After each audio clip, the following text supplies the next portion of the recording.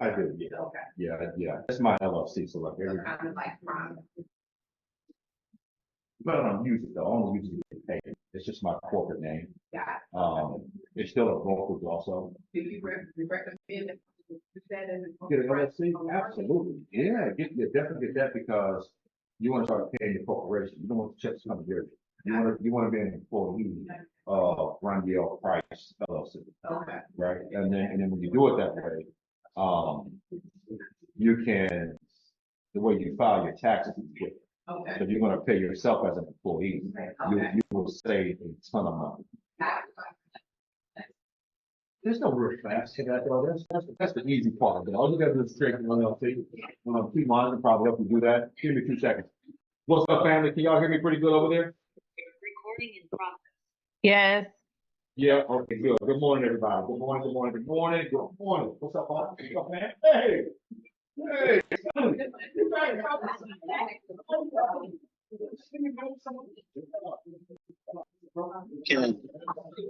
Okay. I'll see what skill level still is gonna be. Okay. Okay, someone coming on in. Let's go.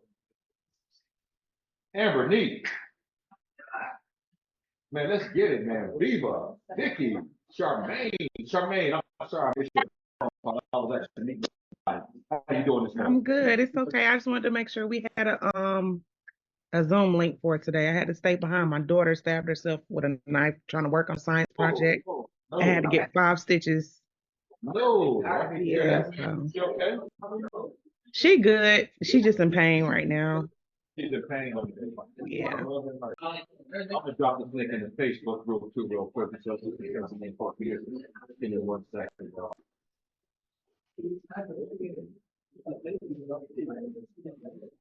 I miss y'all in the office today, man. Y'all hear all the people in here. It's kind of noisy back there behind the green screen. Man.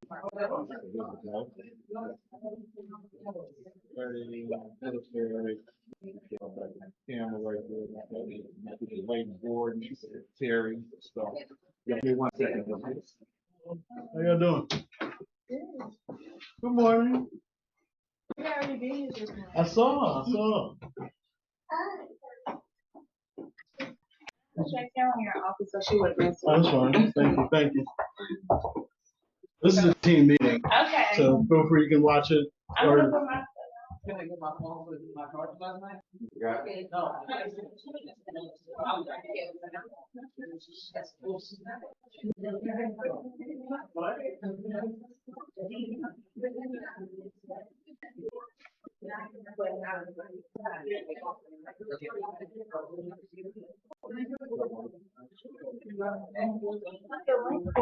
They just sent the link. He literally just sent it.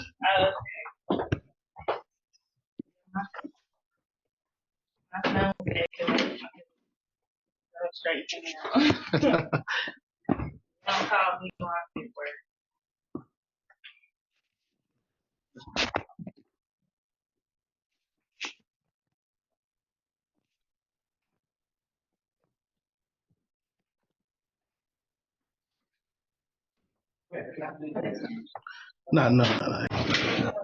Oh, I was gonna call you this morning to see. Zoom, can y'all hear me? Yadi? Yeah, we can hear you, Mike. Pretty good? I am. All right, cool. All right, Yeah, send it to me real quick. all right, Yep. Yeah, it's like a screen share.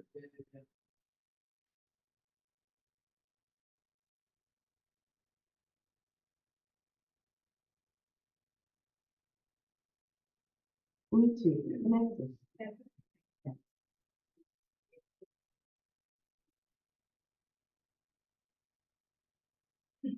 Can somebody unmute themselves and, talk to me real quick? I want to make sure that we can still hear pretty good. Somebody, what's up, Jackie? We can hear. What up? What up? Hey, everybody. What up in Mexico, Jackie? What up, dog? What's up? Buenos dias. Hey, I love it, I love it, I love it. Okay, so ¿Cómo Zoom. estás? Good morning. Good morning. Good morning. Good morning, good morning, good morning. Who said good morning right there? Who was that? Terry. Oh, Terry, what's up, Terry? Good morning. Huh? Yeah, Tom. What's going on, Terry? What's going on, Beaver? Sir Ashley, how you doing, my brother? Yeah, you got who that back in the office with you, man? Hey, I can't see who it is, though. You on mute. It's Shanisha. Oh, Shanisha. What's up, Shanisha? Yeah, man. Hey, what's this? All right, Elaine, welcome to the party. All right. Good to see you here. You got it, good morning. Oh, yeah, I got you. Keisha, good morning. Good morning. Keisha, you got the Bonnet Chronicles going this morning, Keisha? Huh? You got the Bonnet Chronicles going? I got what? The bonnet. Oh, you can see me. Oh, Lord.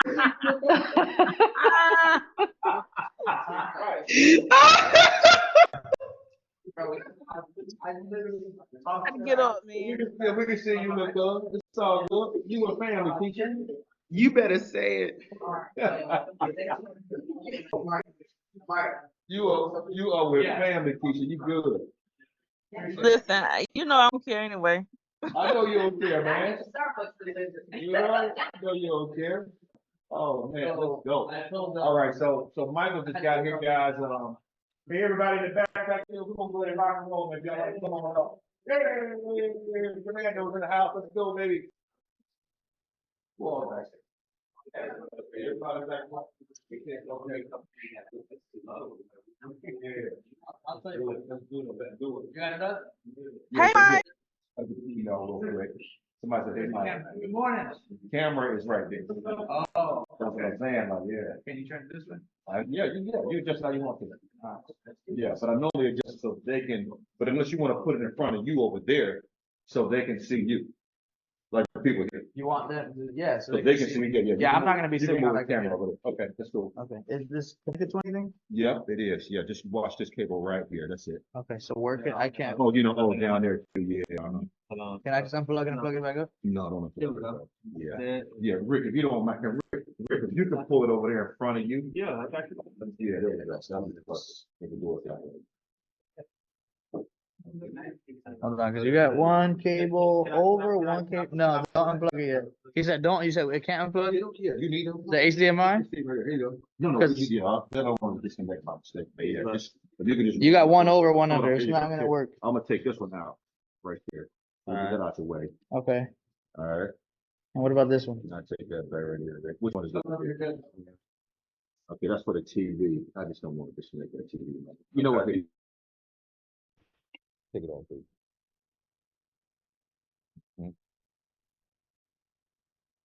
Okay. Excellent. Just put it where it's facing Mike. So that way they just see him. No, I'm gonna put that back in here. Yeah. Right. Should have come back on. No, you're gonna turn it facing you. What you gonna right here? You gonna put that over here? Okay. All right. Okay, perfect. Did we get back up there? Yeah, we did. Awesome. All right, sorry. All right, so. Candlestick? Yep, I got you. Right here, Put on that slide, right there. and then we'll start on that one. Okay, let's go ahead here. Percent, yep. Here. Let's go ahead and screen share. Okay.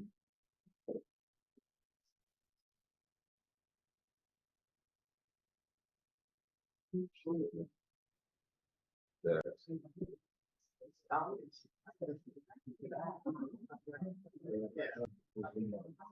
Where's the camera go?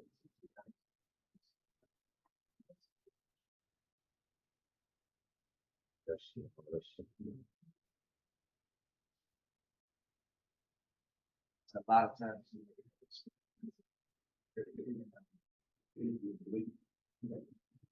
In the waiting room, yeah, I'm gonna bring him, yeah, tell him, give me 1 second, I'll bring him in.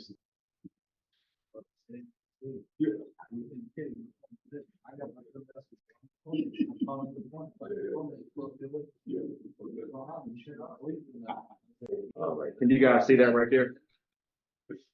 Oh, yeah, Out there in Zoom world, Yes, we Yeah. can. y'all can see it, okay, great, all right.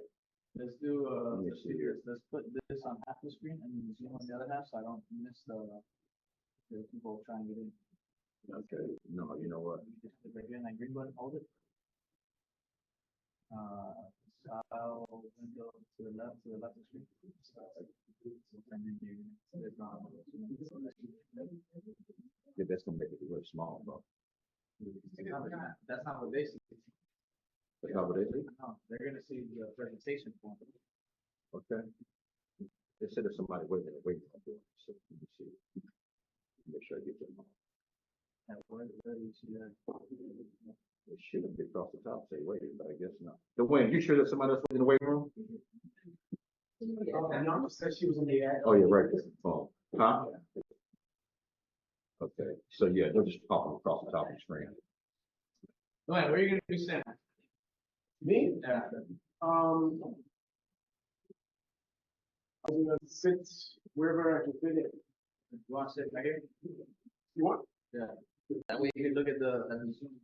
Oh, okay. You make sure that if anybody clicks in, they click in and you can Alright. invite, they accept their invite. All right. I don't know, it's turned off. All right, this floor is on blank. Let me raise this up right here. Yeah, light bright.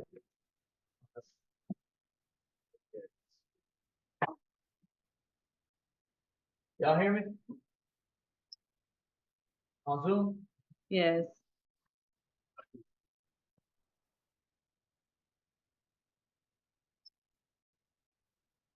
If anybody has a question on Zoom, just go ahead and like say Okay. something. I'm probably not gonna see a hand up. Yeah. Danica, you in the waiting room?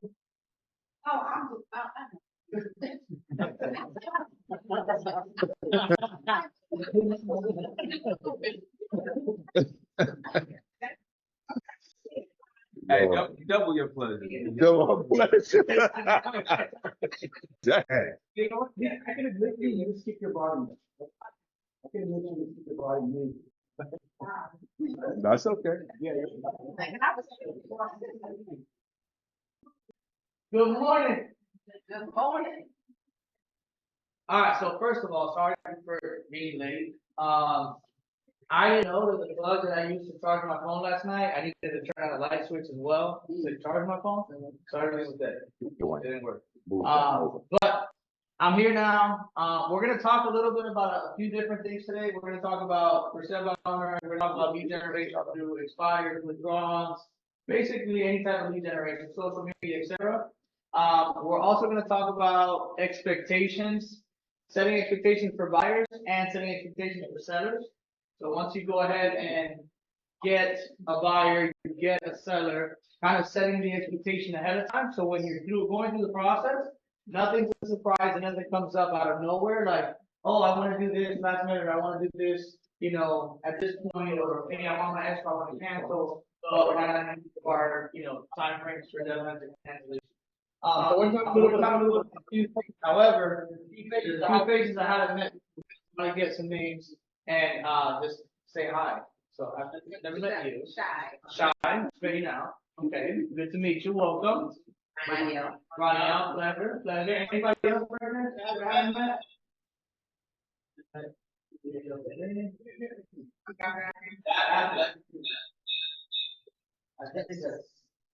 Is it? No, okay, I'm gonna just come out. I'm gonna just come out. I'm unmuted though. Oh. Sorry, Zoom, bear with us.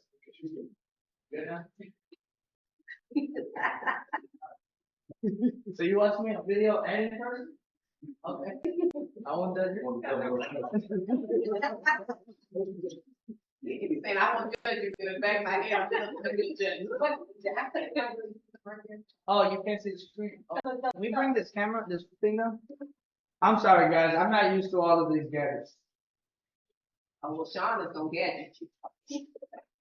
You trying? Oh, I didn't know you heard.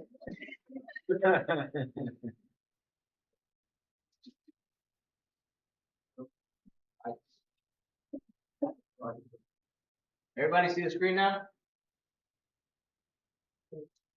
Yes, we see the screen. You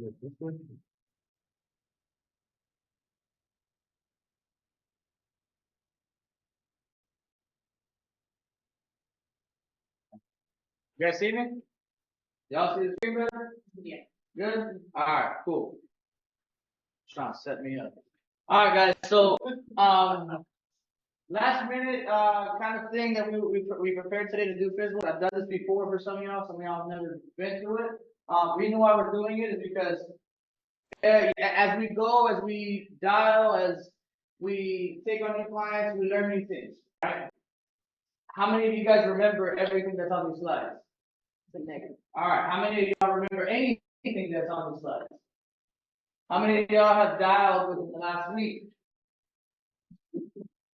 Oh, you have. I've seen you, but not see you dial once? Okay. This guy dials every day. So anybody ever want to come in here and sit in the morning, him and Bernice already done it. It was here yesterday, and Bernice is not listening for me right now, but they're here done it. So how this came to be and why I'm doing the physical training. Yesterday I got here and Bernice and what's his name? Rick. And Rick decided to ask me a ton of questions, put me on the spot, and say, "Yo, like, all right, you're Mike, you're the partner. Let's see what you're about." And they grilled me. They grilled me, right? So they started asking. They sat me down. I felt like I was being interviewed. They asked me a bunch of questions. And then Bernice finished with "Okay, cool. So now I got everything I needed. I gave her social media advice. I gave her advice on phone. I gave her advice on basically everything." And then when I told her, I generate my business off this bill, she's like, "All right, cool. Well, let's start calling. I want to hear you call." I was like, "What?" My phone was 305. Said they're gonna judge me. I called before.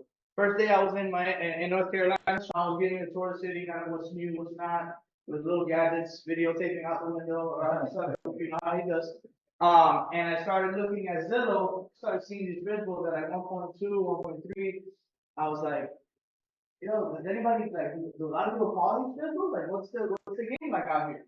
He's like, "Man, I don't do it." So I picked up the phone and started dialing. And he was like, "What are you doing?" I'm like, "I'm done. Like, I want to see what it's about." And he couldn't believe it. So yesterday they came out here and they put me on the spot. First call, no answer. I was like, "Good." I got out of the way. They saw that I tried to dial. She didn't answer. I didn't have to make a phone call from them. Good. I followed up with a text. "Hey, responding about the property, give me a call when you get a chance. I had a few questions." 2 minutes later, phone starts ringing. It's delayed. So as soon as we got on, I put it on speaker, had a phone call. How would you say that phone call went? The phone as usual, like a normal physical. I think from what I heard, because I was way over here, but it had just hit the market. They want to sell it themselves. You know, she was really trying to have deal with the realtor. Not right now, anyway. Gave a little pushback. He was real persistent on just coming out, providing value, getting her information on her property. And very agreeable with Blake. So overall, she didn't want to hear it. Right. Anybody know Alan Tate? They had just listed the house from August to December. So she had that experience. She took it off the market with them after going through the full listing agreement, finishing, expired control, whatever. Took it off the market. So she had a very poor taste in her mouth when it came to in on realtor. So she didn't want to hear it like at all. She's like, "I've worked with agents, not looking at the 3%, like it ain't gonna happen, this and the other." And we dug a little bit. Point is, long story short, I'm gonna go through how I got it in here. I'm not gonna cover it right now, but we ended up meeting the lady last night and we got it listed. All right, so literally, we're out there. We followed what I'm about to go to. and what I'm about to train you on, and we got, not only got in front of the lady, but by the time we finished, she said, do you want my keys now? We haven't even had a listening agreement signed. We signed the listening agreement after, electronically. She said, you want to give me the keys now, or do you want to put them up in the closet? No, you got the keys. Let's get the keys. So that's in the back. But yeah, so that was my story of how, my first day went in Charlotte. What's number one? Somebody read number one up there for me in terms of psychology of working physicals. Prep work. Prep work. All right. How many of y'all do calls and do a dial? You use a dial. Okay. Oh, no doubt. No dial? No doubt. Okay. So how many of you guys, when you make phone calls, you're just calling leads that are coming in and you're just like going down the list and calling? Okay. So do you guys do prep work when you call already? So when you say prep work, are you saying like role play Anything. or? In terms of preparation for the phone call, what do you do? Yeah. What is your determination of prep work? What's prep work for you? So for me, I'm a new agent, so I'm mostly role playing and trying to determine what the objections are going to be. Are you in Dwayne's practice calls? Okay, cool. So that's I want to make sure you're on those calls. What are you doing? Oh, sorry.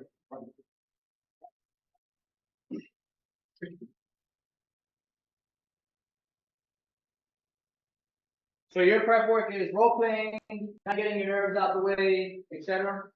More Yes. things? Okay. Yes. Anybody else doing prep work? Yeah. Yeah. What's your prep work? I look at Zillow, see what the estimate is, I look at the zip code, see what the average sale time, based on market. Then I put the property in the MLS and try to see if anything like close around, where it closes at. Okay. So to kind of give you an idea of what boundaries are. This is basic. Cool.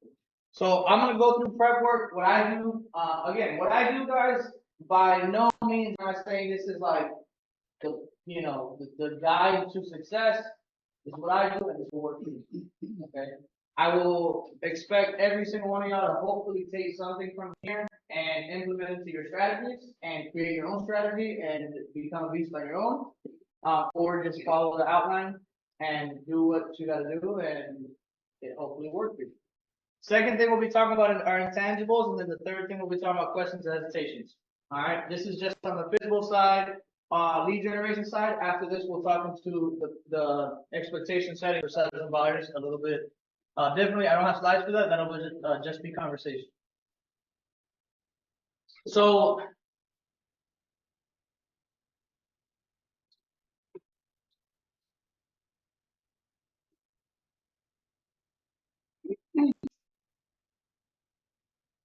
Give me 1 second.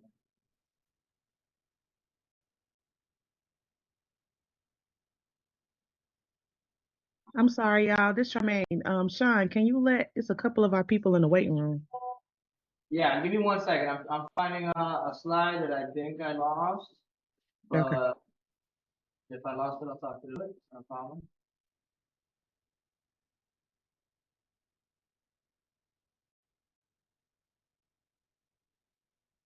How do I let you go to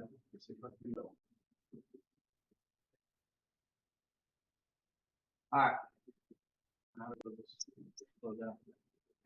Alright, so before we get into intangibles, prep work. I can't find the slide right now. Why? I don't know. What I do for prep work. Alright, so a little bit about what Rick was talking about. I want to know who I'm talking about, or who I'm talking to. Okay, I want to know a little bit about the property. I want to know a little bit about the area. Anybody in here or on Zoom? Can you go to 3? Yes. 3. On 3. Hey, can you look and see for Imani May if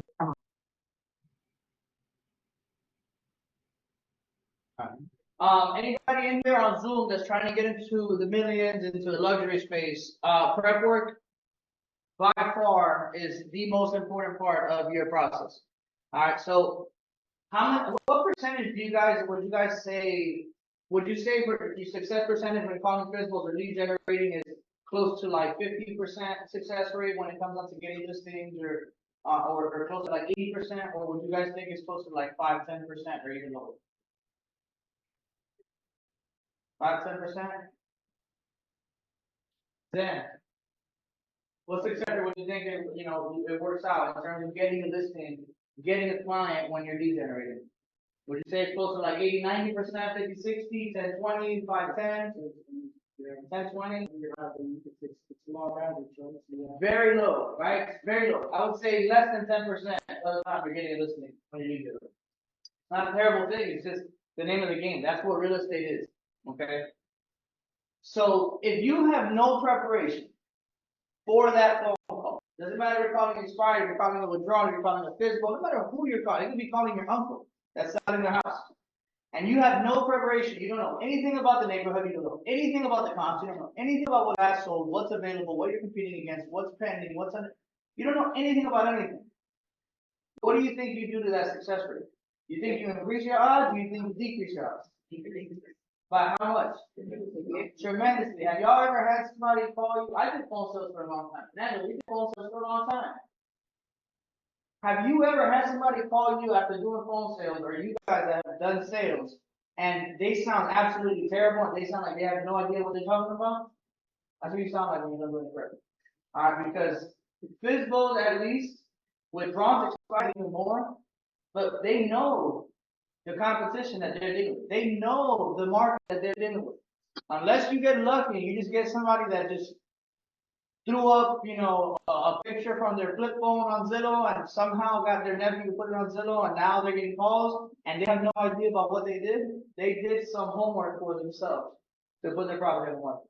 All right. So do you think if they're doing homework for themselves that you shouldn't be doing homework before calling them? Right? I think so. They're going to grill you. They're going to ask you questions. They're going to tell you things, and if you don't know the answer to the question, you don't know how to have that conversation with them about what's going on in their area, you're screwed. Just don't even call. If you're going to do any prep work, just don't call. Okay? That's why I don't like using dialers. Okay? Because dialers are ring. Sometimes you get a dialer call and you get to answer, and guess what? You don't even know that it answered. They're like, hello, hello, hello, and you're like, oh. Hello, hi. You start traveling. Has that ever happened to you? It's terrible, right? So, especially as a brand new agent or somebody that's brand new to cold calling, I highly recommend against that. Forget the efficiency. Yes, it's so much more efficient, but I don't want to be efficiently bad. I don't want to be. I'd rather be inefficient and be good. Right? I'd rather, out of 10 people that I actually get in touch with and actually have decent conversations with, I'd rather be able to convert 4 or 5 of them than out of 100 convert maybe 1. That's if you're lucky. That's what happens with dialers. You move all these dialers, they dial 100 calls in like 2 hours, and they might get lucky to get in front of one client. They don't know what the heck they're talking about. That's just the reality. But then we got people in there. So, prep work, guys. Under contract. You want to know what's under contract in their area. A quarter mile. You don't gotta go too crazy. Close within the last 3 months. Okay? And anything that's available. An actual comps that make sense for the property. Alright? My recommendation is if you're starting to do calling, try to stick with an area that you know. What schools? Right? What's the nearest Target? Everybody loves Target. I hate it. I go to Target. Yes, don't make that face. I went to buy baby food the other day at Publix. I spent $70. I went to go to Target. I go buy baby food. I spent $300. I buy the same baby food. But you had What's the difference? I gotta go buy everything else at Target. I don't want to do it. Leave Target. No, don't. I didn't need it. I don't need it. I can live without it. I'm buying baby food at Publix from now on. Save me some money.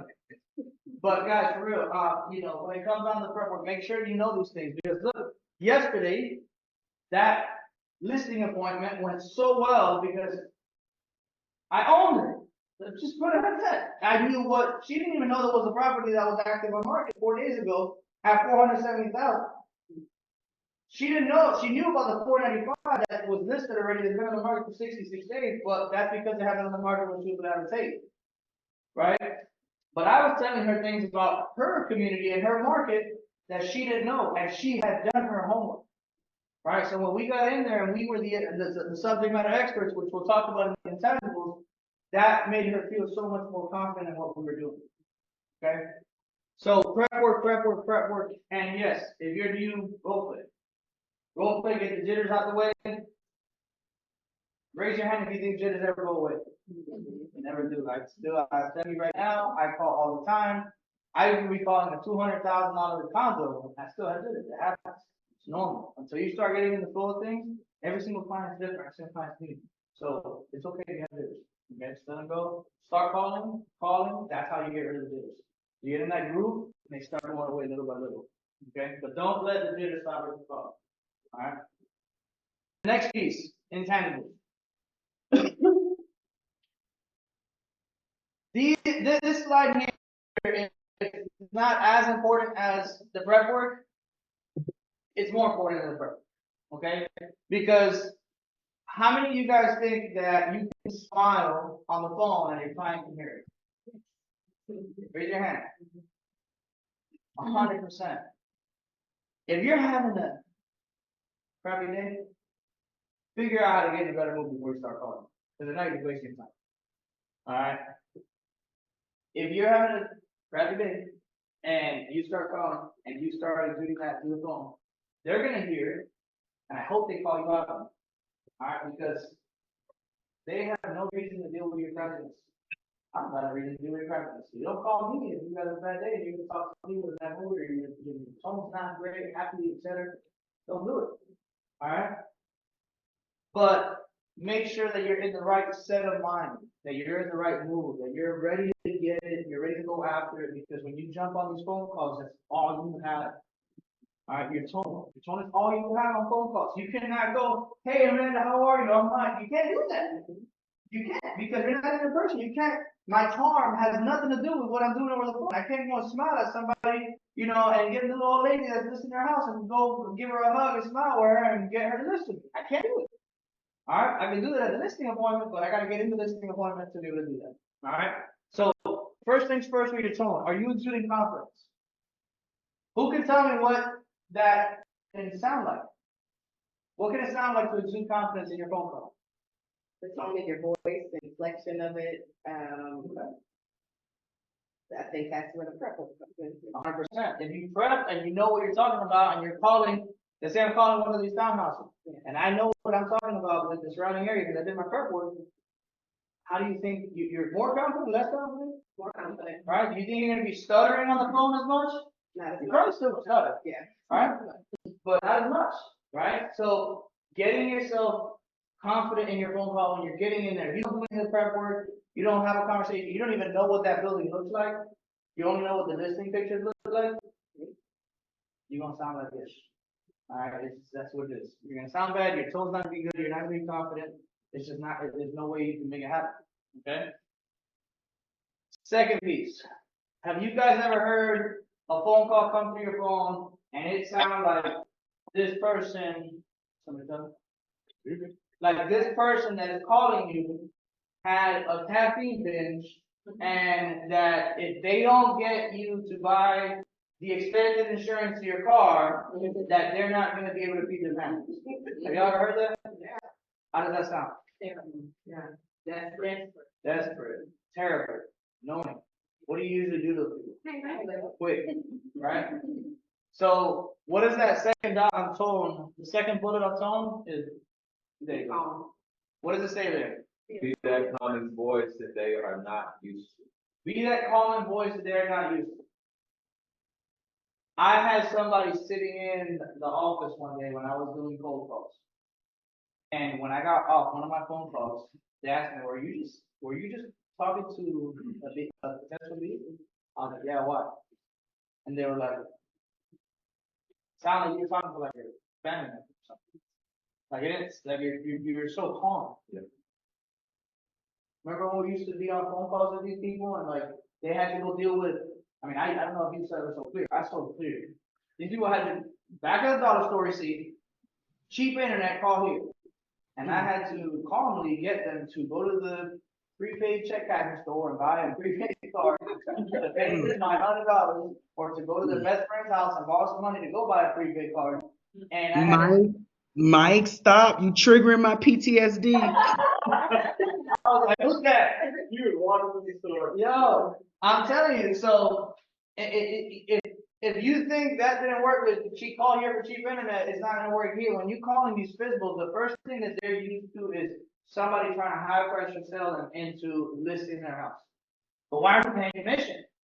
But you're gonna have to pay commission. You're not gonna sell your house by yourself. What do you mean? Why do you have it as by own? You're not gonna get any exposure. But let me come see your house. No, like, yo, shut up. I'm gonna hang up on that person too. If you jump on these phone calls and you're the opposite of what they're used to hearing, because I'm gonna be honest with you, they probably get 110, 120 calls a day. I'd say 106 of those people are that exciting, super energetic, have too much Celsius in the morning person. Okay? So when you switch it on them and you calmly talk to them, calmly have a conversation, pretend you're calling your mom to see how she was doing for the day. Your dad, hey, Pops, how you doing? You know, you having a good day so far? Pretend you're calling your best friend, hey, I saw your house is up for sale. Why aren't you using it? So, again, you drop it and change it and go back to the other slide it and get to be that calming voice that they're not used to. Having that different tone, that different energy, right? And just them not feeling like you're just trying to like put them in a hole that they don't want to be in. It just changes their mood completely. And they might have their guard up at first, and little by little, as you stay calm, okay? Because I'm going to talk a little bit about here. The next one is what? What's the third bullet on tone? Let me get that a little bit louder. Y'all are kind of sleeping. Y'all need some coffee? Do not always marry your client's tone. Wayne, what did you say? Do not. I've had different success. So do not always mirror your client's tone. Dwayne, do you always mirror your client's tone? I try as best to remember because there's a tendency where people want to be around their people. So if you sound like my people, I'm more likely to talk to you. That's just a philosophy I have. So if somebody starts yelling at you, you yell at them? Well, that's not speaking, that's yelling. That's what I'm saying. Somebody got an angry tone. That's extreme. So that's why I say that. That's why I say that, because it's not about you don't ever mirror your client's tone. It's just don't always mirror your client. If your client's pissed off, don't be pissed off. You're done. If the moment you start arguing with your client, hang the phone up. Just hang it up. Don't even waste your time. Instead of arguing with them, hang your phone up. Hang it up. You're never gonna win a battle where you start fighting with your client. That's it. It's over. It's done. You're never gonna go see them. You're never gonna see the house. Somebody else will. You just lost them. I say do not always because there are times where you want to mirror your client's tone. All right, and you will be the judge of when you do and when you don't. To Dwayne's point, there's sometimes that you want them to feel comfortable. And guys, I'm Cuban in Miami. A lot of these people sound like they just literally just dry their feet up. All right, and when I tell you that, so I gotta talk like if I'm still in Cuba. I was born and raised in Miami, but I gotta go talk to them like if I was just with them all the boat. I gotta go. Because I can't.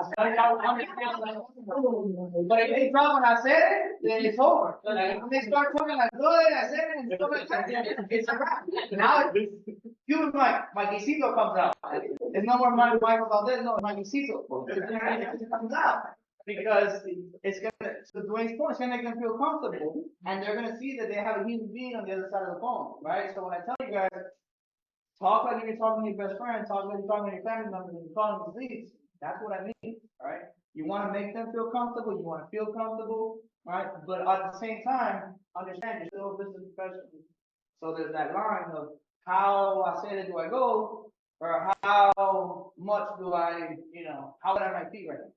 Okay, you got to kind of be able to write that line. However, yes, do not always mirror your client's tone. If they are arguing with you, guys, they just talk to, especially if you call in the afternoon, and the third or fourth day that they've been listed as a Zillow physical, or third or fourth day after they expired, or third or fourth day after they withdrawn, you're like the fifth, like 500 person that's called. Do you think they want to talk to you? How many bad calls do you think they've already dealt with? How many people do you think they've already cussed out? Alright, I'm not kidding. Like, I got, y'all, is anybody got cussed out in here by league? It's fun. I enjoy it. Because it's just like, oh, okay, you have to see it. My favorite part is turning and getting into this. Alright? And the only way you can do that is by being that calming voice, that we're not used to, not engaging in that nonsense behavior of arguing with them, and making sure that they know that, like, no matter how chaotic your world gets, I'm at peace, I'm calm, and I'm helping you lose. Okay? Number two, what does number two say? Subject matter expert. Subject matter expert. How many of you guys have ever taken your car to a mechanic? Or the dealer? Yeah. Alright, you got something wrong with your car. How many of y'all ever had somebody look at your car and diagnose it and then have to go ask somebody else to come diagnose it? How do you feel about that first person? Not confident. You know anything about your car, right? So you need to stop looking at the car and get whoever knows right over here. I had that happen. I've had three people look at my car from the line. You need to put on the machine, check the alignment, it's done. I did the end of all of my worst experience of it. Subject matter expert. One, did you prepare for this call? Back to preparation. If you didn't prepare for the call, do you think you will be the subject matter expert? No. No. Do you know that area? If you live in South, you've never sold a house in Greenville, and you want to go dial a Greenville lead, do you think you know what you're going to be talking about? You don't even know where the McDonald's is, you don't know where nothing is. Stick to where you know. Okay? A little trick, not a little trick, a little, kind of insight, as you start getting listings where you know, and start going branching out, you'll eventually take over the greater areas, start where you know. Okay? If you are not the subject matter expert, if you did not prepare for the call, if you don't know the area, if you don't know what's under contract, you don't know what just sold, if you don't know anything about the property. Number three there, are you studying through the call? That's a given. You're never going to be able to sound confident. You're never going to be able to get through the stuttering. You're not going to know even what to talk about because you didn't do any prep. You didn't prepare for the phone call. Okay? You're not the subject matter expert. If you think that's important for a $300,000 house, 400, 500, get yourself to the millions and you don't know the price per square foot in the last, I don't know how long, 6 months, year. Don't know the type of finishes that they have going on in their house. If you didn't look through the pictures and really get an idea of what's going on there, what's recently sold, what quality type of material were used for the construction and the builds. Luxury starts getting a whole different area of subject matter expert. You got to know all the bougie stuff when it comes onto luxury. And I'm pretty sure y'all, if doesn't love on here, I'm sure they have to learn a few different things about that property. That's not just the year it was built, the floors EPP or LVP. It's very different. So why it has washer and dryer included? No. What's the brands? What are the brands of the appliances? Right? Are they using Viking? Are they using what are they using? And if y'all don't know this stuff and you're trying to get into luxury, I'm talking to people on Zoom in here as well. Whenever you get to that point, homework, research, this is your business. Okay? It's like when we so clear, we didn't know what Time Warner, Comcast, DirecTV, all these people were offering. We couldn't sell clear. We couldn't sell against all the competition. Just like BMW, they try to sell against Mercedes. They don't know what Mercedes is offering, what interest rates they're offering. What's better about BMW than Mercedes? You're not going to be able to sell BMW, especially if somebody walked in wanting a Mercedes, right? So you got to be that subject matter expert. You got to know what you're talking about in all aspects of the world, guys. That doesn't matter if you're selling houses, if you're selling internet, if you're selling computers, photography. Look what happened to Sean with not knowing everything about photography, and then Sir came and knows everything about photography. Sean got a whole new photography set. Got 17 different cameras now. I don't know how many bright lights that I can't even look that way because it's too bright. But yeah, guys, at the end of the day, if you don't know what you're talking about, whether it's doesn't matter what it is, you're not gonna sell it. Okay? And then the third piece. What does number 3 say? Reverse psychology. Reverse psychology. You guys, sales is psychology. I could be selling you a pen, a stick of gum, a house. Doesn't matter what it is, it's psychology. They don't need anything you're selling. They don't need to list with you. But by the time I finish talking to them, I'm gonna make them feel like I'm the last hope in the desert. And they better drink me because not they're gonna die. Okay? How do I get them to feel that way? What's number one? Be that helping hand. Be that helping hand. What can I possibly be meaning by be that helping hand? Make their lives easier. Make yourself invaluable. What was the second one you said? Make yourself invaluable. Make yourself invaluable. Okay? I can't tell you how many people call these leads and want them to list with them or want them to use them as a buyer agent or whatever, meet people when you go through that 3-foot rule, whatever, and they just want to like push and force themselves into that situation, into that position. But they get zero value about why they should be used or why they should be leveraged. Like, what can you do for me? They need you, you don't need them. Okay? And the same thing is in their eyes. They think you need them, and they don't need you. So how do I get that mentality switch? You gotta play that reverse psychology. You gotta be that helping hand. You gotta provide a service, guys. You gotta build value as to what you're gonna offer and how you're gonna separate yourself from other realtors. Last night was the perfect example. I didn't even know. Okay, Adam Tate doesn't exist. Tate, whatever. Doesn't exist in Florida. If they do, I've never heard. Okay? Do they exist in Florida? Adam Tate? So I couldn't sell against them. You talking about one Sotheby's, you talking to me about Compass, you talking to me about the settlement. I can talk about them and what they did. I didn't say I really didn't know. But I learned. Alright? I learned by what she was putting down, I was picking up. I was picking up the cues. Alright? She didn't rarely ever hear from them proactively. Right? She had to reach out to her agent to get in touch with them.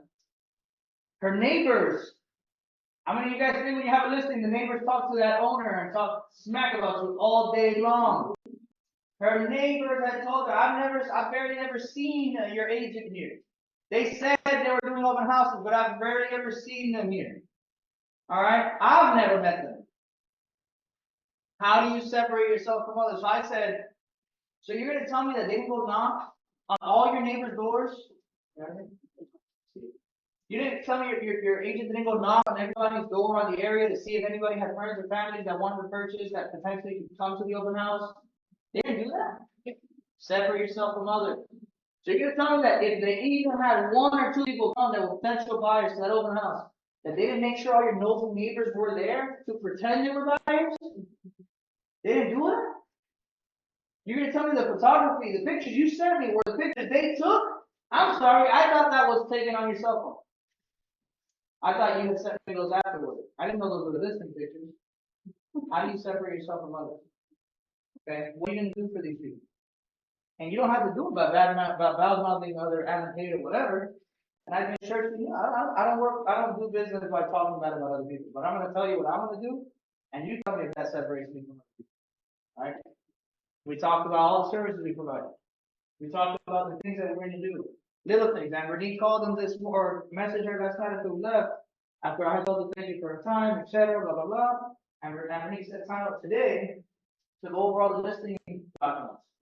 Hey, I'm not sure if they went over the listing documents with you or not, but you know, if you have some time tomorrow, let's sit down either on Zoom or come see you just to kind of go over the documents so you see what you're getting into. Separate yourself from others. Some people just sign them electronically and sign. It's really no sign. Okay? The way you gotta think about it is when it comes down to providing a service, I don't do cancellation fees. So can I say something? Yes, go ahead. I once got a listing and lost the listing because I didn't explain the documentation thoroughly enough. It was for, I think it was like 780,000, something like that, off of me. And everything was going great. She signed, I drove away. As I drove away, she called me and said, cancel the contract. Apparently, she was a mortgage broker, right? And apparently done enough deals enough with real estate agents to have an idea of what is considered the process. Like it has to do with her business, and she's very thorough in explaining things. And she said, yeah, you could have went through these documents more thoroughly. So as a result, I would like to cancel and to terminate the contract. And so I think that's an issue. Now that's it. Did you have a chance to get it back? No, more, as a matter of fact, I didn't want it, right? You were scared. I was, yeah. You called you on your glitch. You called you on it. It happens. I'm gonna lick my wounds and listen. That's it. That's fine. 100%. That's a $21,000 payday. You just missed it. $1,000 less. I didn't do it, let me carry one. Okay. And guys, I'm glad you shared that. Thank you for sharing that. Our lessons are worth a lot more than like little things in life, right? Our lessons are 20, 30, 40, 100 sometimes, right? A few hundred. Okay. So I'll make you feel better. I've been to $3.4 million listing appointments that I wasn't prepared for, that I thought I was prepared for, because I got them as a physical. It was one of my first listing appointments in the luxury space. And I came over with my broker partner, but there was a few different things that I didn't ask and a few different questions that I missed that made me not be ready for that conversation when we got there, right? That's a few $100,000, right? Or in that case, that one was like 100, but there's my partner, the broker that works at the lab, that he's lost 15, 16. He was telling me about a story where he wasn't educated. He was with Compass at the time, and he wasn't educated on the fact that he could negotiate his own commission and lower it if he needed to. And he lost a $30 million listing because he would not lower his listing commission. And yes, and a girl from Compass came and lowered her listing commission from the same firm because he was newer at Compass and got the $30 million listing because she lowered her commission. So I'm telling you right now, 30 million, I'll take a 1.5% commission all day. Do the math, yeah, still a whole lot of money. And you know, he still shares that experience because again, you will never realize how quick you can lose an opportunity. Doesn't matter how big or small, okay?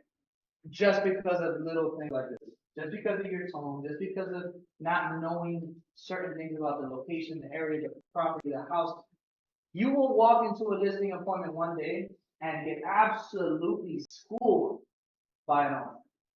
Because there are some owners out there that there are Fernandos out there that decide they want to sell by themselves for some weird reason, even though they know a million realtors. I'm not saying Fernando's does this.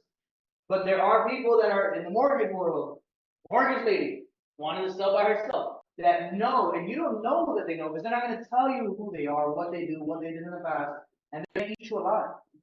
So this is why all of this stuff is so important. On the last piece, they're not used to the helping hand. They're not used to value. Guys, I have followed up and provided value to clients who have not committed to me for 3 months before, and still got in the listing 3 months later. Hey, how's your open house going? Anything that I can do to help, let me know. Hey, you're doing an open house this weekend? Try this. They're not going to sell on their own. If they do, they're going to sell on their own without me giving them the 2 little pointers. But what are they thinking the whole time? Providing a value. This guy's helping me. He's not even working for me. He gives a shit about it. He doesn't just care about that commission. I'm doing my own open house, and he's telling me how to host an open house to bring more clients, to do better for myself, to get me more value. He's helping me. Is that not reverse psychology? I'm sure the hell is it. You're also giving them more work. Exactly. And that's less, like, they want to do less work. He's giving them more work. Mm-hmm. That's where he brings value. I'm so happy you brought that up. How many people in here think or on Zoom? Zoom, y'all don't have to get in here. I like seeing faces. How many buyers or sellers do you guys think that really know all the ins and outs that goes into actually selling a house? Into hosting an open house, into marketing a fund? Very few, if they don't. Okay? They don't. Because at the end of the day, they think this is all easy and they think realtors get paid way too much for what they do and lenders get paid way too much for what they do and they don't understand anything about what we do. But they think we get paid too much because they don't get paid as much as we do. Sucks, but that's the reality. Alright?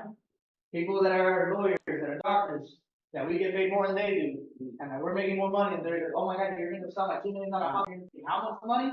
I gotta work for how long, and you're gonna do this in how long? Don't worry about it, bro, you figured it out. That's cool for 8 years, I did it. Sorry. Yeah. More people I'm finding on listings or sellers, they want to mix it up with you now that they're learning what's going on with the whole loss and how that's affecting the entire game. So I've already had 3 or 4 conversations like that. So what we're talking about is I think it'd be a good, nice way to kind of switch. I don't know if you've had those conversations with sellers in your most recent weeks or months. I haven't, but I'll address it how I would address it if it comes up. Guys, this is what they're doing in the U.S. restaurant. This is a big ass scam. They're trying to take money. They're trying to sue people. Just like any sue, most suits, they're big ass scams. Our listing agreement has always said you are paying the listing agent 6%. We are cooperating with buyer agents and giving 3% should they bring a buyer. So technically we should be paid 6% no matter what, right? But we're gonna be nice with our money and we're gonna share some of it if somebody brings us a buyer. That's what the listing agreement says. If you go out there and you lie, you say, oh, like, because there are agents that do that. Like, no, you gotta pay this. They just don't work the right way. I don't know why, but you stick to what the listing agreement says, you're good. So if a client asks you, hey, by all means, if you decide you don't want to offer commission, you want to pay 3% commission, excuse me, you want to pay 3% commission for myself, and you don't want to cooperate with the other side, you want me to cooperate with the other side. The downfall is agents, sellers out there are still, cooperating. They're still paying the 6%. They're still cooperating with buyer agents. So you put yourself in the position of a buyer agent. If you were a buyer agent and this house is not offering any compensation to bring you a buyer, legally they should bring you, but do you think they really are? Right, so my job is to set you up for success. I understand what's going on in the world, but the best way to go about things, at least until we know more, and at least until if it ever changes, would be to continue status quo. The commission is 6%. I will cooperate with the buyer agent, and I will let you know if we get an unrepresented buyer. We don't have. I will reduce my commission to just 3%. That's it. And keep moving forward. If you make it a big deal, it's going to be a big deal. And that's what's going to follow up with, but stay in agreement, because it's really no sense in trying to have a debate, because they're going to have their position. Their position is to save money, right? And your position is to get the sale, right? So I would say when they try to lure you into that conversation, I can see how you feel. Yes. I can see it exactly. I'm with you. I want to see, let's save money. However, we want to get the home sold, right? And motivation, you gave me all these motivations. You want to get to El Paso fast. You want to go to New York fast. Whatever the motivations that be, right? This is just more of an objection. And maybe it's not a classic one because this is kind of raw, but it's more of an objection, right? It's for just to pay less. Like, you just don't pay. And I get it, So come from a place of agreement. And then also, explain to them their motivations, and oftentimes the motivations is going to trigger your behavior, and your behavior is going to be to get the home sold. So that's pay the 6% reluctantly, right, and get the home sold. So, but I've had people who openly debated with me and argued like, hey, what you guys are doing is wrong. I post my home on Zillow, and only real estate agents are calling me. So you guys are doing something for the market where I can't get my home sold on Zillow because it's only apparently being fielded by real estate agents. So when that happens, you just have to be aware when it does. Stay cool, stay calm, be in agreement. I see I feel that way. I found your information because of these reasons. I can't speak for everybody else. And you can still separate yourself apart from everybody. That's just mine. So, thank you for that, Dwayne. So what Dwayne was talking about is how to handle hesitations versus question handling. It's very simple, guys. When you have a hesitation, okay, a hesitation for one ends in a statement, ends in a period. If anything ends in a question mark, don't answer it or don't deal with it like it's a hesitation. So we're gonna go a little bit off here just because Wayne was talking about this is a really good point. First thing you do, guys, acknowledge what they're saying. If they're, any of our been in a relationship, totally significant or something, and they just completely go over it and start talking about something else, it sucks, right? Not be acknowledged, not feel hurt, right? It's like the number one problem in relationships, I think, communication. Acknowledge what people are saying. If they are talking about something, look, hey, I get you, I completely get it, I understand. I trust me, I understand. I have family members that feel the same. Relate with them. If I wasn't in the field and I understood what's actually going on, I would feel how you're feeling. Right? If you've already dealt with the situation, talk about past experiences, right? About other clients, etc. Step 2, provide value. Step 3, talk through pain points. What is the reason why they want to sell a house? What is the reason why they should offer more because they have certain situations, they're relocating, whatever the problem is with their house, right? Whatever reason is that they're selling, you're going to talk through the pain points. Pain points aren't always actual pain points. It's just what's the problem? And then we're going to talk about your solution and move forward. That's it. You're going to move forward because if you don't move forward and you just sit there and wait for them to move forward, it's never going to move forward. All right, and then the other one, question. You get a question. I mean, yeah, you handle the question, you acknowledge, you answer, you move forward. It's very simple. What's the commission? It's a great question. 76%. I guess we do cooperate with buyer agents. That covers that other 3. So if we were to have somebody come in, this is how it works. Move forward. That's it. Don't make it a big deal. Don't make a hesitation. And guys, this one right here is extremely important. The difference between a question and a hesitation. Because a question, just like Michael said, you answer it, right? You get something positive, some kind of positive answer, some kind of positive explanation as to the why real quick, and then you move forward. If you don't, and there's one of the biggest mistakes that we make in sales, is if you answer the question and stop, you turn that question into hesitation.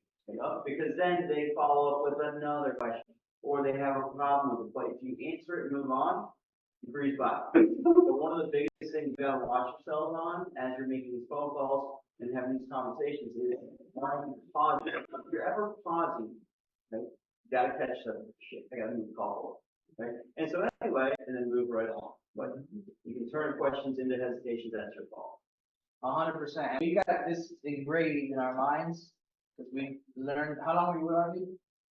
3 or 4 years. I was with for 8 years. I heard this for 8 years. You heard it for 3 years. It's the same thing over and over again. And they will see the lack of confidence in you. Going back to the beginning, when you don't move forward, if you're not confident, like you said, you're waiting for them to move the call forward. So you like everything goes out the window. It's like, are we ready to move forward? It's essentially when you stop and you answer, oh, 6%. Like it's like you're waiting for them to hesitate. You're waiting for them to be like, no, you don't have 6%. I want to pay 4. You think you're gonna say, oh, okay, that's so great. No, it's 6%, and that covers this and that. In that way, and then so we move right forward to the value, or whatever your next part is. Get right back to where you were talking. Whatever you just, they just stop you and ask that question. Get right back to it. Keep it going, and you'll and I promise you guys, if they have another question, friend, what are they gonna do? They're gonna cut you off. They're gonna stop you. They're gonna ask you a question. So keep moving. All right. But again, if you don't acknowledge their question, you don't actually answer their question, and you just try to be like, yo, so you were, hey, what's the commission? So what I was telling you about the house, or 6%, what I was telling you about, no. Follow the process. All right, let's go back to it. All right, guys, so real quick, I know, what time is it? All right, we got what, 30 minutes? You can do it. Oh, no, I got a little bit to cover, and I got 2 more things to cover. So real quick,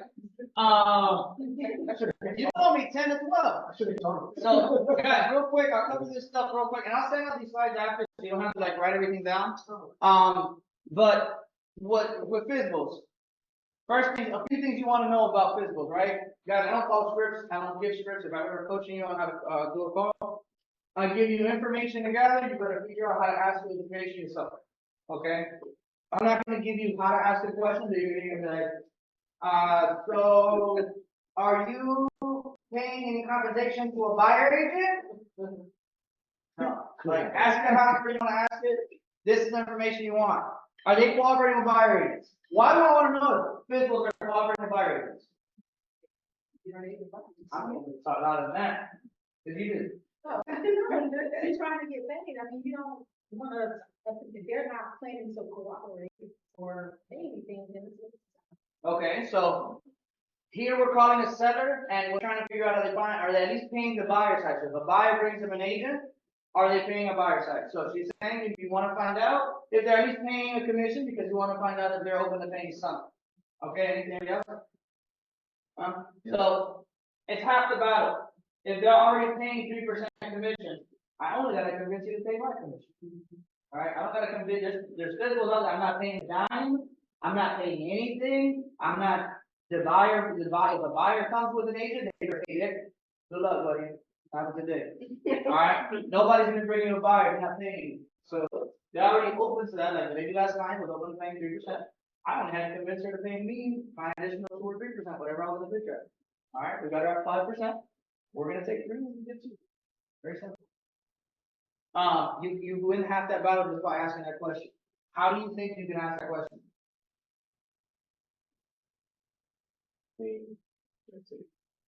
How do you think you can ask that question? Or Zoom could jump in too. They've been quiet. That's a good question. Are you working with buyers agents? Yeah. How do you ask that question? Are you working with buyers agents? Okay, no, it's gonna be red light. All right, it's fine. No, good point. I'm glad you asked it. Are you cooperating with buyer agents? Okay. Trick question. Are you cooperating with buyer agents? All right, you know what I just triggered in there? First of all, 99% of people have no idea what I just asked. So they need to answer and explain to them what I just asked. Huh? What do you mean? No, I'm listing my own. Oh shit, Marty. I know you're listing my own. Are you cooperating with buyer agents? What does that mean? Okay, so you have your property listed owner. 99.9% of buyers are working with agents because guess what? They're not paying the agent. The sellers are. So are you at least open to covering the commission of a buyer agent who brings you a buyer? Oh no. Oh yes. Whatever route they go. Okay, have you already considered an amount that you're cooperating? Oh, what do you mean? This is all to Fernando's point earlier. I'm just highlighting reasons why they need me without telling them they need me. Because they're so lost, they don't know what cooperating with a buyer agent means. They're so lost that they don't know that without paying a buyer agent, the buyer agent is not going to bring them a buyer. Right? So just highlighting that without, it's like, hey, dummy, you're done, but I'm not going to tell you just say you're done. All right? It's all psychology of sales, guys. So that's where you get into, you explain to them a little bit more, you explain to them the process. Now there, you don't go and say, well, that's why I deserve it, no. You keep on forward, you just wanted to know that information, okay? Next thing, has working with an agent crossed their mind? Why do you think we want to know that? Want to know if they've already began talking to other agents. Good point, if they've already started interviewing other agents, why else? They have their experiences. If they've had the experience, whenever this comes up, they will tell you, they spilled beans. Mm-hmm. Oh yeah, no, I already actually listed with another agent. Another thing, guys, if you did your homework, you should have known this. But again, I'm gonna pretend I don't. Okay? Like this lady did yesterday. I knew she had already listed the property on Zillow. Even if you only do Zillow, you go all the way down on the right side where it says property history, it shows what the property history is. So if they listed it with an agent, like this lady did, she expired in December, it shows. And then she relisted in January. Okay, so it'll show you on there when they started, if they have any price changes, whatever, it shows on there. They didn't know this stuff. But you want to find out if they're working with the agent across their mind for that reason. See if you have any past experiences, but also if they are already considering paying a listing agent. If your battle's almost done, like you just gotta go get in front of them and win the whole. The hell is that? Some people Yeah, Oh. if they're going through the wrong door. So yeah, you want to find it out. Real simple. You want to know if they're already considering either working with agents or not. Where are you in this game? Is it time to play ball? How do I approach my next, situation? And last thing, guys, the most important piece of this, why are they selling? Why are they selling? How many of you guys think you're gonna get the real answer the first time you ask? Why? They don't even know if they trust you yet. They don't trust you, they don't trust you. Well, what do people think about sales agents whenever they're asking questions? Do you guys know? You're trying to arm yourself. Okay. Close it. Yeah. That you're trying to just put bullets in that gun to shoot the back at it. Right? You're just trying to figure out what ways to approach them. What ways to come at them. And really, you are. Alright, so you gotta figure out questions that ask that question without asking that question. Alright, what's going on? How's your process? What's going on? And how do you, what's changed? Anything, any life events going on? Whatever. Are you relocating? However you want to word it. A good way to do this is instead of asking an open-ended question, like you can ask them what's called a directional question. Are you doing this? Are you guys doing that? Right? So the more conversations you have with your clients, the more reasons you're going to start to know. Okay, people can move because of this, to that. You find out if they have kids, they have family, right? Like, and you can start to whittle down. Okay, a lot of times people have families. These are the two main reasons, right? And so throw two different options out, and they'll correct you, right? Because they want to correct you. Mm-hmm. Yeah, they want to feel like they know everything, that they are the criminal of the criminal. They want to tell you no, they're not to tell you no. Yeah. I intentionally ask a question that is, like, one of them's more likely to be the case, one of them very not likely to be the case. And can you guys guess what happens if none of them are the case? So if you ask, are you relocating? Are you just upgrading? What's going on? I like when they tell me, that's not important. Like this, yeah, that's not important, yeah, fine. Like, So do you know why they're telling you that? I'm figuring out the first or the second or the third person that asked that question, and they're over it, so. So I tell you why. You might be asking too soon. That's possible. So this whole call is literally a psychological warfare between you and yourself. And until you bring the guard down, you can't ask that question. They don't trust you for shit. You're the dude that's focused as ex-girlfriend. That's who you are. They don't trust you. So you gotta get them to trust you a little bit. And then you start digging into those other questions. Right? Because now you're gonna get who the hell cares? How many times, who's your current provider? That's none of your business. What does it matter? It's like, well, shit, I'm trying to help you, but I'm not. What do you think? I'm gonna be able to know where you live, and I'm gonna go hunt you because I know if you have DirecTV or AT&T. But you would ask that question, and if we asked too soon, and we didn't have their trust yet, and they thought we were just trying to arm ourselves, what does it matter? What do you have to offer? Because we didn't trust us. What do you use for icebergs to get them to trust you? I mean, I found that like when you give them compliments, whatever, these pictures, just some good pictures, or I like home celebrity home, or something, to connect with them. Sometimes I find that works. Absolutely. So complimenting people, I wouldn't compliment their pictures unless they're actually good, because then they're gonna feel like you're not, okay, so what do I need you for? But complimenting their house, amazing. Definitely talking good about their house, talking good about the area. I like to give kudos for trying to do what I want. Like for one, I commend you for even making the effort. I know what it takes. My bread and butter is working with you guys, working with owners that try to sell on their own. And I know you're receiving 120 to 150 phone calls a day, so I commend you on making the effort and actually fielding these calls. It's a lot of work.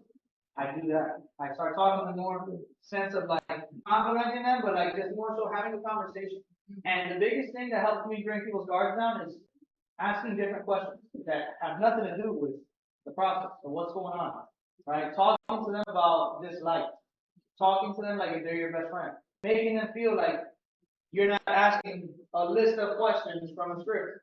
Right? So I can't tell you how every single different person is different. You're gonna get somebody's guard down in 20 seconds, and some people might take 15 minutes. Alright, but it's how you feel them out, how you have that conversation with them, that's gonna get you. And when you're on a phone call, you will feel this. As an advisor.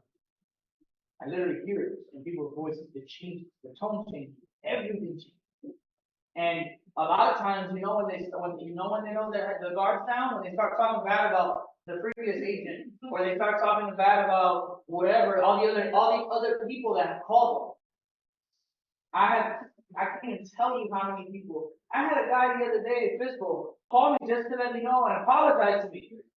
Mike, I want to let you know, I'm sorry. I know that we had been talking about getting everything going. I got an offer from somebody that came in with an agent, and they offered me full price on my house, and, I ended up accepting the offer. So I just wanted to let you know, so that way, if anything changes, I promise you, like, we're working together.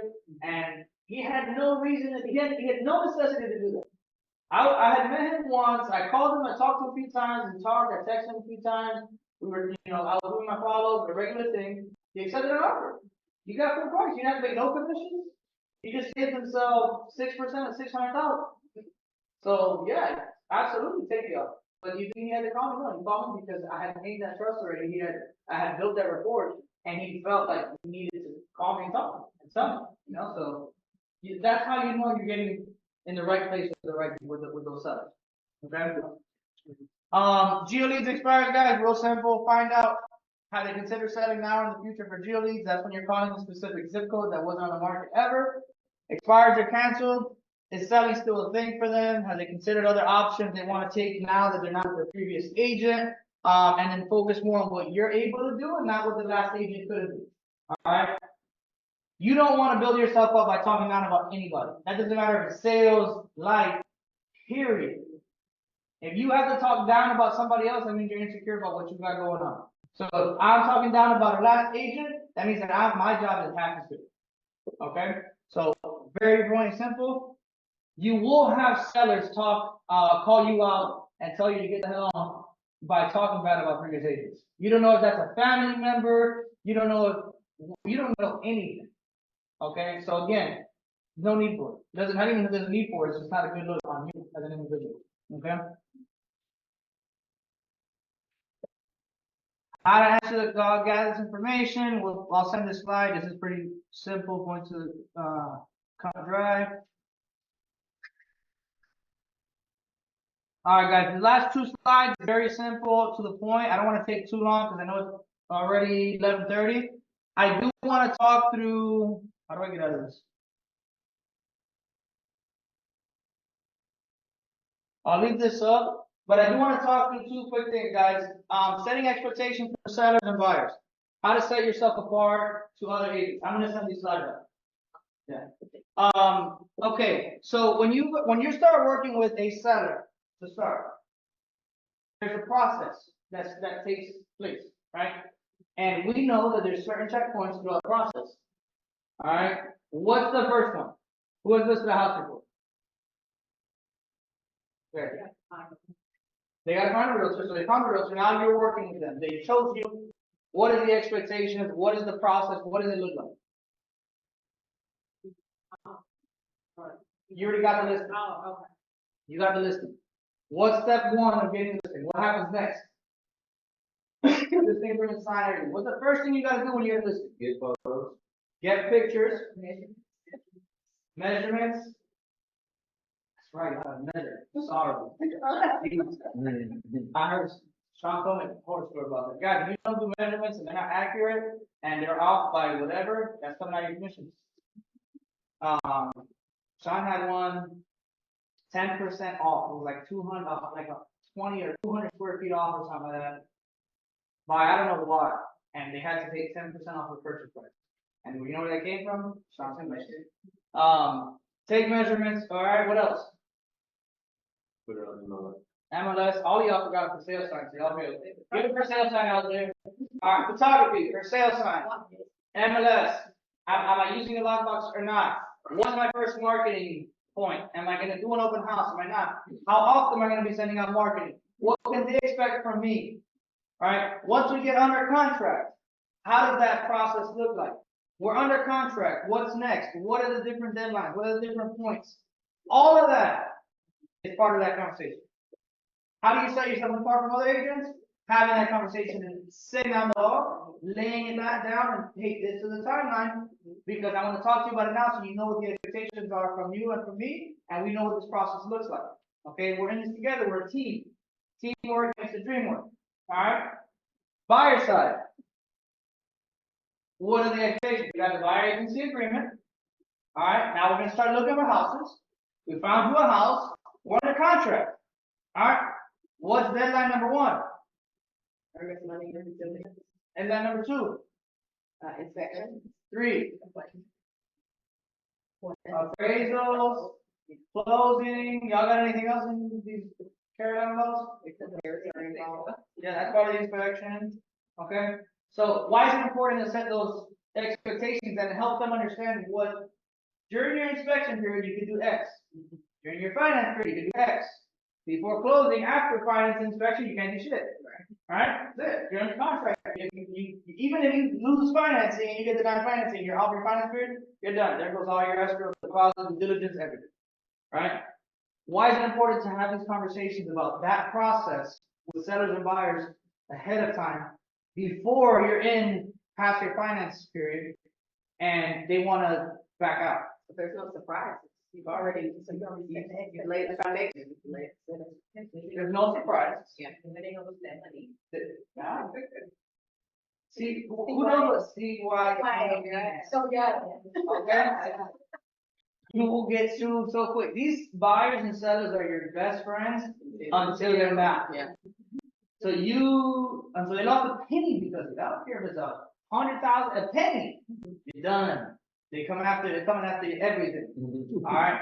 So guys, I say that only because if you don't set expectations, right? You don't allow these people to understand what the reality is of this process. And honestly, I would document it, even send an email, text, something so that it's shown there that you have covered this stuff. Even if you want to set up a one-pager, this is what this process looks like. So that way they see and know this stuff. Because there has been times where, oh, we're closing next week, we're past all our due diligence, we're past all our finance period, everything's done, but I wanna do a termite inspection because I don't know, I see holes in the wood. You can do whatever the hell you want, at this point you're closing the house no matter what. So it don't matter, right? But a week before, these people are probably moving all their stuff out, they probably don't have time to get you in there, and you can wait until you close on the house to do a termite inspection. Oh no, but I want to do it because if it has termites, I want to cancel. You can't cancel.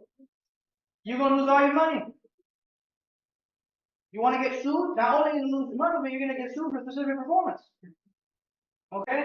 So again, you need to set those expectations because they need to know what they can expect from you, but they need to know more importantly what process. But if they know what they can expect from you, they also need to know what you expect from them.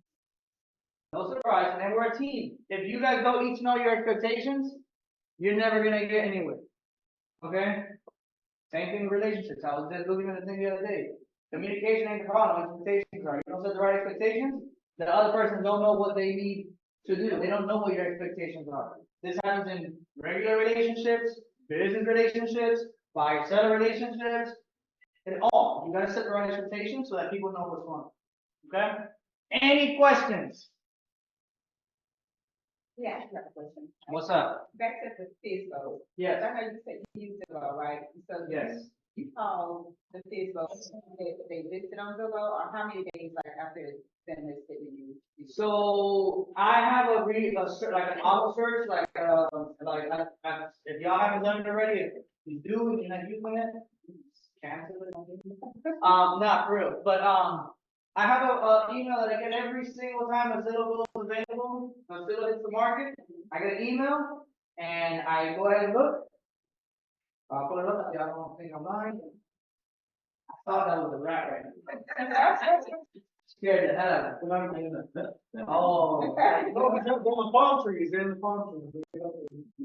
So that's all Zillow. All those emails, those are all physical. Today, there's only been one. Yesterday, 1, 2, 3, 4, 5, 6, 7 Zillow said yesterday.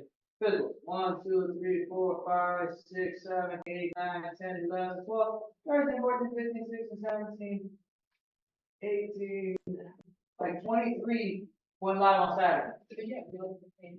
So I get an email, you should have said,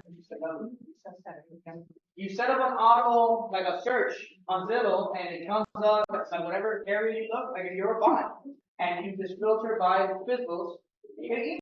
So I'm gonna go here and I'm gonna say, okay, so this one here is in Miami, Florida, 875,000, this is the address. All right, looks pretty legit in terms of price point, area, solid area, I worked the area, I know whatever. So I get into it, do my homework, do I want to call it or not? I'm very targeted in who I call, when I call, how I call. If they're overpriced by a ton, I'm not calling. If it's not an area that I feel super confident, I'm not gonna call, I'm gonna waste my time. I do have it filtered by area that I do feel confident in. But yeah, as soon as this hits, if I can be the first person on their phone, I'll be the first person on the phone. Because maybe they're not ready because I am the first person and they're not there yet. But if I'm number 10, they're gonna be annoyed enough. Okay, they don't want to talk. So I try to get in immediately. And I tell them, yeah, I'm partnered up with Zillow, I'm a Zillow Premier Agent, blah, blah, blah. And usually I have a conversation that's a lasting impression that makes them want to continue to talk to me. I follow up with a text message, thank you so much for taking the time to talk to me. I do all that stuff, right? Because I want to separate myself. Okay? And then the most important part of it all, follow up. You don't follow up, don't call. All right, a lot of times you're not getting it the first time. How we doing? Well, how important is follow up? Super important. What did you just tell me the story yesterday about follow up? About share? Want to be done with time? No, good. That got like a little slideshow going. Right on. What was that? About rats? Rats go everywhere, but I don't see a lot of rats in ponds. I see one in ponds all the time. I used to go down to someone's house.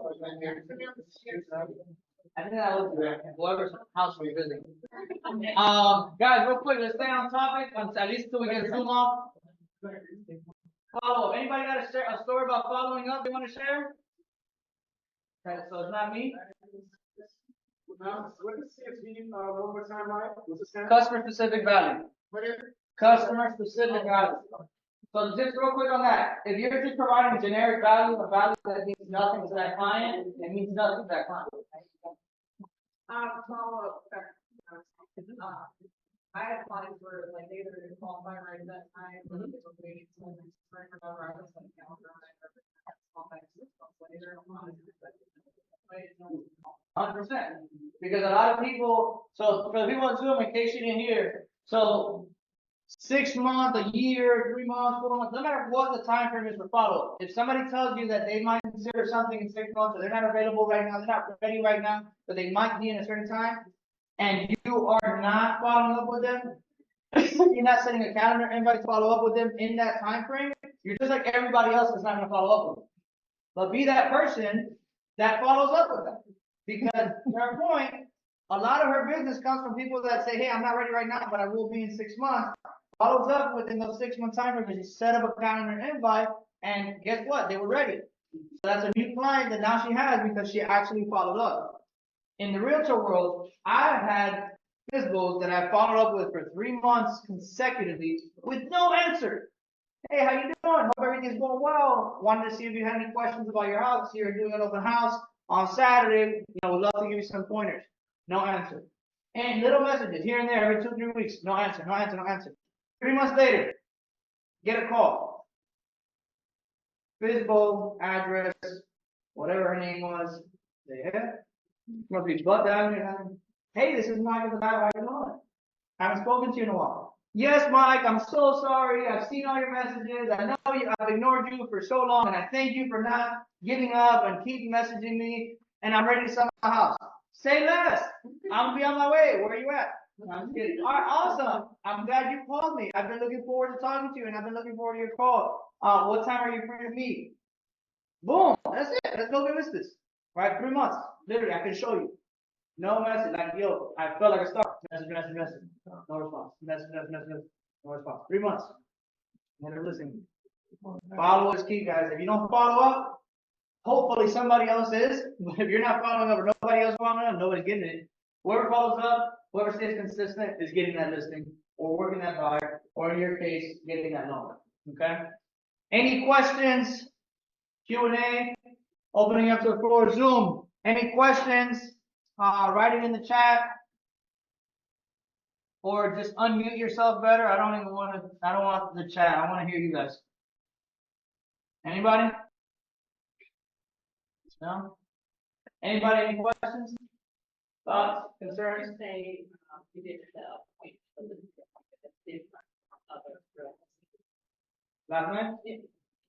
So Amanda's question, what would we say we did different from other realtors last night, at the listing appointment?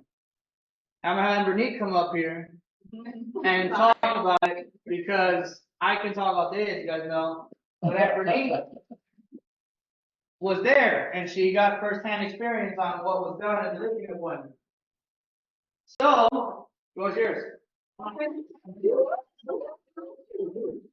Yeah, so what I felt that he did, because when we left, I told him, I was just like, most people make you think, oh, when you go to a listing appointment, you need to be firm and just really not yourself. So, last night, Michael was just himself, real raw, and he related to her. So I feel like that was really, stood out. He spoke to her like a person, well, like he did with his best friend, his cousin, or something like that, but he treated her like a friend, like a person, like a human being, and just, really empathize with what she was going through with Alan's case, with, without bashing them, but using and listening to what she said, and then just easing it, well, this is what we do different outside of that. So I think that's outside. How do you think, when we walked in there, what do you think her tone was, her demeanor was when we walked in versus when we left? 'Cause when we walked in, just for reference, it's not like she was super uptight or she was just there, it seemed like to kind of like give us a tour of the house, right? And she was very open, she was very friendly at first. We weren't there to get the listing, we were there to see the house.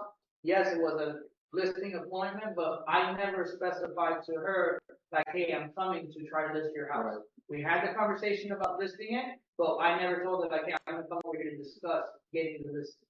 Okay, so how do you think kind of that changed from beginning to the end? Right, so when we arrived, I wouldn't say she was standoffish, but she was, stiff. She had her guard kind for you, let's just say that. Like, oh, I could deal with another realtor, as a company who did this to me before, like, have with allocated, I'm about to deal, same bullshit with me. But by the time we left, she was laughing, smiling again, just ready and, motivated to get her house sold. So what was the value proposition? That's what I'm interested in. What made her want to listen? So, Marketing the property, because, so it's gonna be very important and key to listen to what they're saying and then reiterate it and, okay, so this is what I'm going to do. This is what's going to be done. So they didn't market it, that she feels. So, I stated how we're gonna market it, how we're gonna be different. They didn't, she brought up the neighbors. So, her neighbors didn't, see any of them, so that's different. We're going to knock on the door of all of your neighbors within a 1 mile radius. So just, showing how we were gonna do things differently. And then as far as, so I didn't want to just say, listen, doctor, but because I thought it would be different, because she said she designed, she didn't hear back anybody. So I told her that I don't want to design anything. I want us to go over together to working as a team, so that I can make sure that she understands everything for me. All right, I got a question. yeah, All right, so when you got there and, you said that you wanted over and we do listening, so door knocking was one of the things that you said we're gonna do the market of property. What else did you say we're gonna do the market? so real quick, I was about to jump into that. So when she said that her neighbor didn't even know, like, basically what her agents look like, Right, one of the things that it's not you're not gonna bash it or you're not gonna this or that. right. I actually just went, so they didn't like they didn't door knock your neighborhood, like, Right. pass flyers out and try to get some traffic through your open house. That's what, not like going in, I just asked a question, Yeah. she was like, I'm pretty sure they didn't do any of that because my neighbor didn't know, this, that, and the other, blah, blah, blah. So as opposed to me going and starting to talk bad about that, I was just like, okay, well, don't worry about that, look, I get it. Well, one of the biggest things that you gotta do when it comes down to doing an open house, to get traffic in, because at the end of the day, even if we get one or two, even if we get one body, the biggest thing is having more bodies in the house, and my strategy behind getting more bodies in this house is not passing out flyers, making sure that the flyer has the date, the time, etc. Blah, blah, blah. That's more. We do email marketing. I showed her a flyer of my email marketing that I do, that it has a whole list of all the pictures. It's a nice little pretty thing that we sent out. So we use Mojo. We gather all the client information on Mojo, all the owners in the area. We get their emails and we blast them with just this, coming soon, or house, whatever. We blast them out and we do that within your own radius. So not only are we targeting owners that potentially have family members or potential buyers themselves, but we're also targeting recent agents in the area. We do reverse prospecting if anybody has a search. So really just, I think we blew her mind with the marketing aspect of it, which was one of her biggest pain points. But aside from that, it was, so guys, a little story on, not story, but a little like hack. If you go to meet anybody and they end up loving you and you end up walking out of it like they're your best friend, you're gonna get a listen. I don't care how bad you are. Yeah. I don't care how bad your face was. Yeah. If you bring your guard down and you make them trust you, and you show that you mean good, and you show that you're there to work your butt off for them, you're probably gonna get better. So, go ahead. We're the top 7%. What's that? We're the top of 7%. Commission? Yeah. If you're trying to sell a 7% commission? So I did that, right? And I'm glad you said that before I answered. All right, go ahead. So I did that. Pretty much had this to JDK, right? And price point was about $625. Okay, right? And I said, hey, I had this whole elaborate plan. I'm gonna get it done. Like this is pretty amazing, right? They were like, that's amazing. Wow, give me 5%. I said, no. They were like, no, I'm gonna do 5%. I said, how about 6? They talked a little, no, 5%. I said, there you go. Walked out, okay? And as I walked away, I was experienced, right? But as I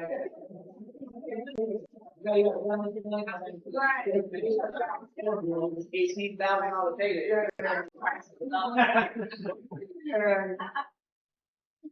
exactly. I hope it has a happy ending.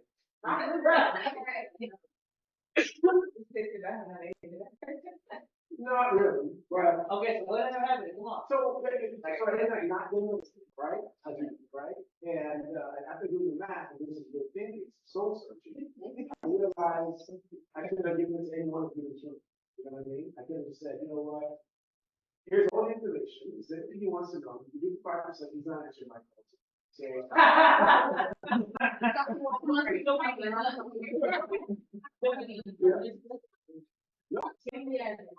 okay. Not enough, okay?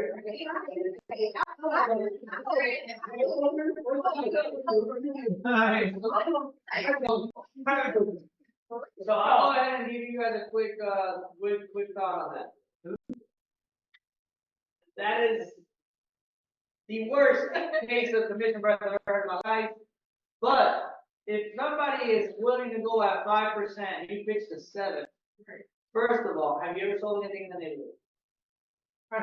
Okay. Do you have anything active right now? It's 5% worth the investment. And you anywhere you gotta think about that. Yeah, Okay. no. 2.5% for you is half a percent missing. So it's not even about the commission side, it's about you're gonna help this person as a human being. They're not, it's not gonna do 3%, 5%, 5%. I would sign that in the line of the dotted line. I've done listings at 4%. Why? Because I am gonna get you now, you're physical. Physical doesn't even want to pay commission. So back to them at 5. Run. They're gonna send you. Alright, yes, you're gonna get referral visits, you're gonna get neighborhood visits, you're gonna have your for sale sign up. This is all marketing. On top of that, 600, how much? 625. 625. Even if you want to contract at 600,000. Alright, that's about a $17,000 payday. Okay, so 17,000 plus all the referrals. I'm gonna go ahead and say you probably lost about 60 to 70,000 dollars on that one listing. Alright, so even if you got one more in the area, that would be 34 grand. So I lead, aside from the money, I lead to say this. Whenever you're pitching that high amount and if they're offering something reasonable, a few things, guys. You don't want to sound like you're commission clerk. Two, this person's gonna go talk to these parameter managers. If anybody ever goes list, Dwayne now has said a bad precedent, alright, to him or her, whoever that seller is. So my recommendation is if they're slamming them, they're like, oh, I'm not gonna give you another more 3%. Okay, I get you fight for your word. 4%, you can still fight for your word. I'll take it at 4. If I know that I can get them at 5, I'll get them at 5. But I've taken listings at 4. I've been 2022, my whole first half of the year, all 4% listings. Physicals are a different animal. They don't want to pay commission. Somebody tells me, oh, you're taking 4% listings. Go call a physical, please. Do it. Do it at 3%. And if you get more than 2 in the year, I'll give you a high five. I'll pay you the difference. It's so different. You don't want to pay commission. After the first 6 months of 2022, I transitioned to 5%. And then I started getting 5s. I've probably done 1 or 2 physicals at 6%. Miami's a whole different ballpark too, though. Alright, very, very competitive. But yes, to your point, if you're trying to pitch something and they're trying to lower their commission, if it's reasonable, work with them. Because this is an investment you're making into your business. Even if you take a 1% cut, first of all, you can take it 3 and give it 2. So that's one solution. But even if you guys do 2.5 and 2.5, which we're doing 3 and 2. If you guys do 2.5 and 2.5, you get 2.5 and you call it a day, but you make that client happy, you make sure that you work that client and you get a good review from them, you get some referrals, and now that 2.5% is turned into how many listings or how many buyers or whatever the case is. And that's how you build your referrals. You work with them so they can work with you in the future. That makes perfect sense. That makes perfect sense. For me, it was more like an experience. That's not what I'm talking about. Yeah, that's nice. Nice, correct. I mean, how you have to, right? How do you have to? Right? So last week, I would have been 7%. Maybe would. Okay? So why wouldn't I do it again? Why would I try to do it?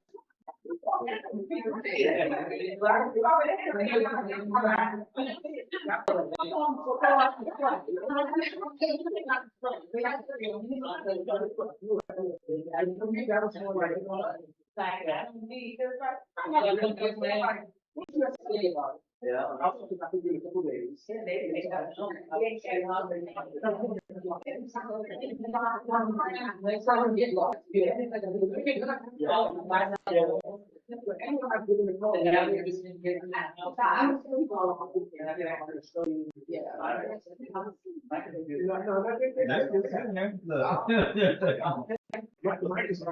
think that's essential for everybody. Like 25 minutes on the beach. Oh, like a realtor is perfect. They don't need to know all that. Oh, man. Yes, you're Wait, just spell the name. not great on the inline. Once you get around that area about the beach, remember.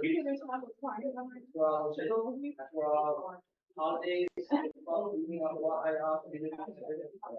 Well, look at everything. I'll definitely take my own time. Ryan Chris, you also can, in our house, in houses that are older, so you can get in your price point, you can get construction on the larger lot. Not like a park. Oh, yeah. Sorry, guys. Hey, let me say bye. Thank you. Zoom. Nobody's coming off mute to ask any questions? No, sir. We thank you. Thank you for your time, Mike. Of course. I will be here until Thursday night. Guys, if you have not already shared the networking events on your social medias, or trying to use it to recruit some agents, we have a contest, $250 to any, to the agent who recruits the most people through that networking event. So if they come and they sign up with Lifestyle, $250 to the person who does the most. Alrighty, hope to see y'all there. If not, hopefully I can see y'all here at the office before I get out of here. Thank y'all. You have a good day.